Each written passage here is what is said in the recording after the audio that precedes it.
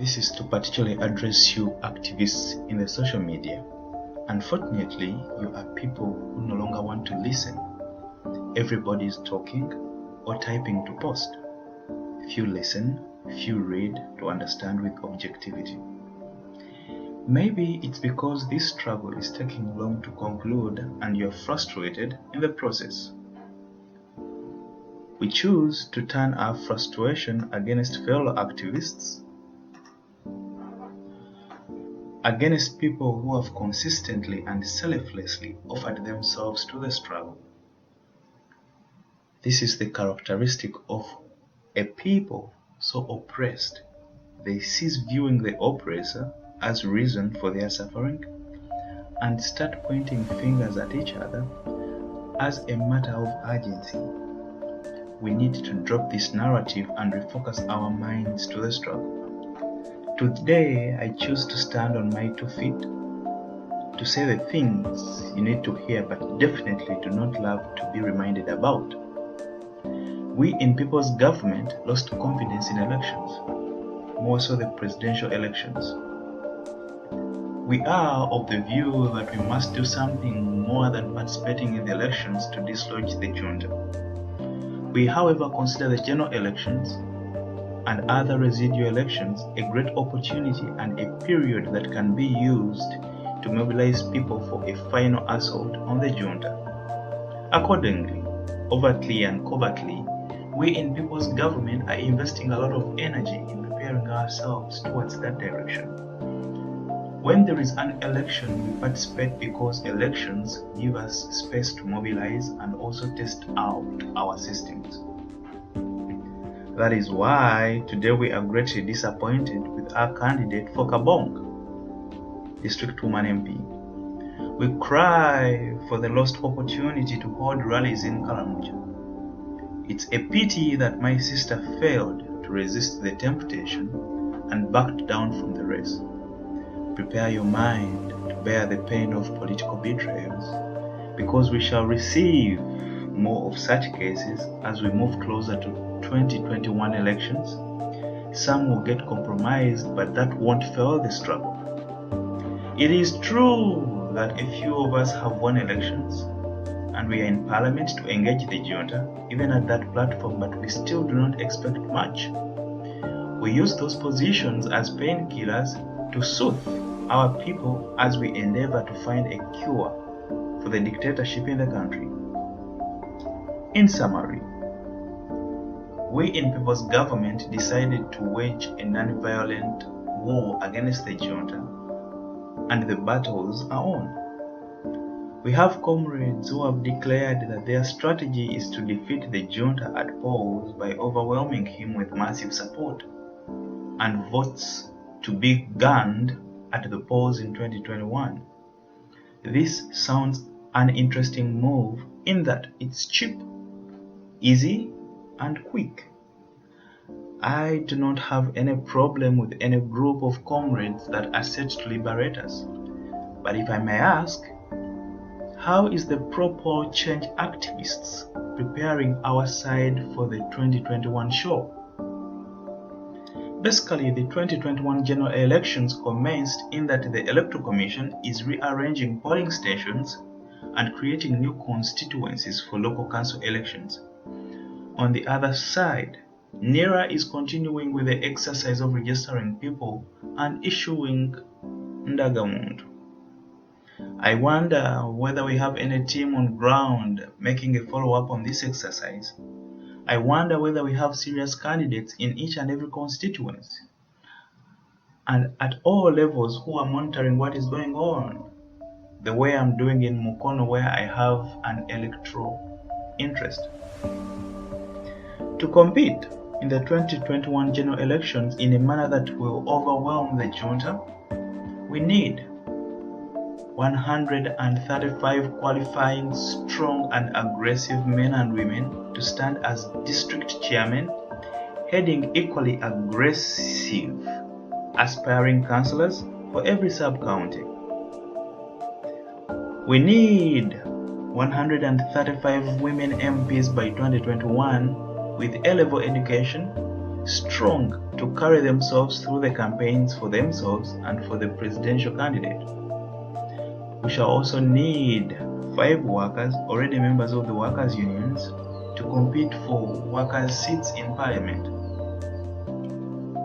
Will we be able to get 10 army men to stand for our candidates for UPDF? Definitely no. We won't be able to achieve this, so we should register it on our hearts that even before we cast any vote, NRM will have 10 MPs in the name of army representatives. We also need 238 men and women of character to stand in safe swing and dusty parliamentary constituencies for the parliamentary direct seats. We need a brave, trusted fighter as a Lord Mayor, plus battle-hardened councillors and 5 men and women to hold our flag very high in the city.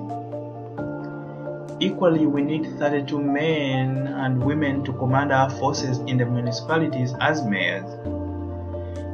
In addition, we need 174 strong men and women to stand for the chairmanship of the town councils across the country. We also need over 1,000 strong and ready men and women to sacrifice all to stand for the post of sub-county chairman, plus their councillors whose number is in thousands. As early as March next year, we shall need 700,000 female and male youth to stand for the various positions on youth councils, and we shall need 350,000 people with disabilities to compete for positions on committees for people with disabilities in the whole country. We need the same number of elders, men and women of 60 years and above, to stand for positions on the executive of the elderly in the 700 villages of Uganda. This category of youth, people with disabilities and the elderly eventually form electoral colleges that elect leaders up to the parliament. These candidates on the ground will guarantee the recruitment of campaigning and polling agents, and this will be the system that can overwhelm the junta. We also most of the time base campaign management and electioneering on fellow candidates running for other offices, yet a campaign that can overwhelm this junta needs a committed staff and a highly organized secretariat. We need a fund and resource raising team for committed and trusted cadres. We must tell our people that every coin counts. We need to run a people-funded campaign to counter the billions of money at the junta's disposal. It is true that a person can win presidential elections without getting support in all districts of Uganda. In fact, Buganda alone has enough votes for the presidential candidate to win, provided the same person earns fairly enough votes in other regions. However, given the fact that we are experiencing state-sponsored election rigging, a presidential candidate needs an army of polling agents to protect votes even where he is not winning, in order to foil the junta from exaggerating his victory in those areas. This, plus a few other things, is what we must achieve for ourselves if we are to overwhelm the junta at polls. And I want to believe that the same is achievable if we get up today and work in that direction. Blackmailing colleagues, demonizing others, and beefing over few safe seats will not overwhelm the junta.